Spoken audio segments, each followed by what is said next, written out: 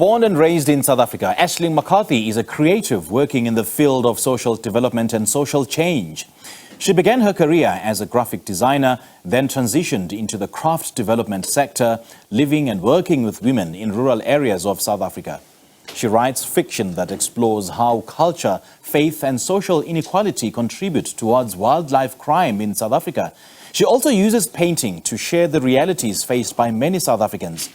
Ashling joins us now via Zoom to speak about her latest offering, the Poacher's Moon Crime series. Ashling, a very good morning. Good to have you on the show. Thank you so much for joining us. Thanks for having me. Now, do share a brief description of the Poacher's Moon Crime series. What's that about?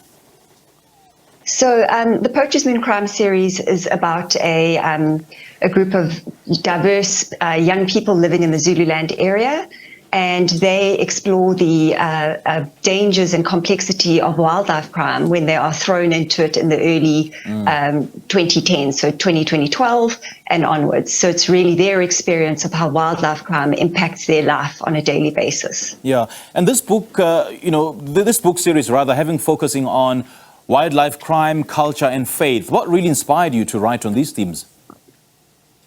Well, for me, wildlife crime, culture and faith, just living and working in rural areas is how interconnected that they actually are. We all know that culture and faith really influence the way people behave and the decisions that they might make. So I wanted to explore from the perspective of people living in and around game reserves who never experience what it feels like to actually enter those spaces, how they're affected by the realities of being excluded. So yeah, just really how and why people are motivated to behave the way that they do in situations where they might normally not have done so. Now, Ashling, make me understand just how valuable research is in your writing process. I mean, having lived and worked with women living in the rural areas and having undertaken research on wildlife crime, what are some of your key findings? So the research process for me is probably the most important thing to do when writing on topics like this. You really don't want to come in with assumptions and your own belief system, really. So the one-on-one interviews, the spending time in those areas is really important, as well as obviously researching articles and academic papers. But it's the connecting with people who truly experience what it's like to live on the outskirts of reserves. And I think for me, that's really important, is to be able to convey those experiences and those words, and fiction allows you to do that in a really beautiful way. And having conversed with the people living there and having done your own research, why do you think, or rather, what do you think triggers wildlife crime? Is it simply, for criminal activities or simply for livelihoods, especially for those people living in the rural areas?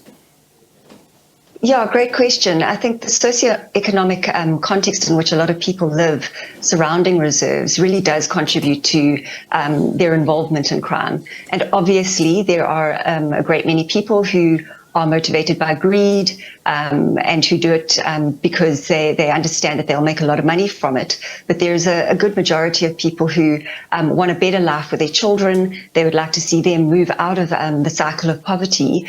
So they're more open to exploitation. If you're offered an amount of money that probably exceeds what you might earn in a year, in one weekend, I think a lot of people would take that opportunity if it meant that they could move up a level on the economic scale.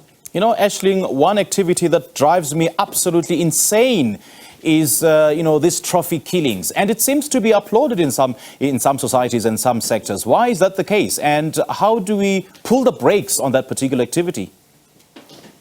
Sure, that's a big question, and I must say it's certainly not an area of expertise for me. But I think a lot of people love the idea of, or a lot of hunters might really enjoy the idea of bagging a big trophy and being able to take home that trophy and the experience that they've had. And I know that a lot of people in conservation might say that that does contribute to conservation and being able to assist in conservation efforts. So it really is quite a contentious issue. Yeah. And how did you use anthropology to shape your writing? Anthropology for me was probably the most important thing that I have studied. Sure. It really taught me how to listen, to be empathetic to other people's situations, to go into a foreign context and listen and observe rather than coming in with my own assumptions. And I think that's really important when you're trying to understand why people do the things that they do. We all have our own belief systems, but I think we learn a lot more and can come to a better place of understanding if we share the experiences and the viewpoints of other people, even if we don't agree with them. Yeah, our role yeah. is really to listen.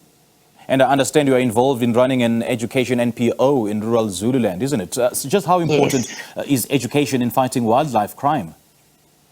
Extremely. In working with kids from rural schools, primary schools, high schools, who don't have access to a lot of education programs outside of the school curriculum. And for those that live surrounding reserves, I think education, in particular experiential education, is vital. We want those children to value wildlife, to be part of conservation, to not turn into poachers in the future, but how can we expect that if they've never experienced it firsthand and the true value in conserving our natural heritage? So I think programs like that in schools are really vital. All right, Ashling, lovely chatting to you. Thank you so much for your time. Thank you so much. Appreciate it. Thank you. That was writer, painter and researcher Ashling McCarthy chatting to us about her books, The Poacher's Moon Crime series.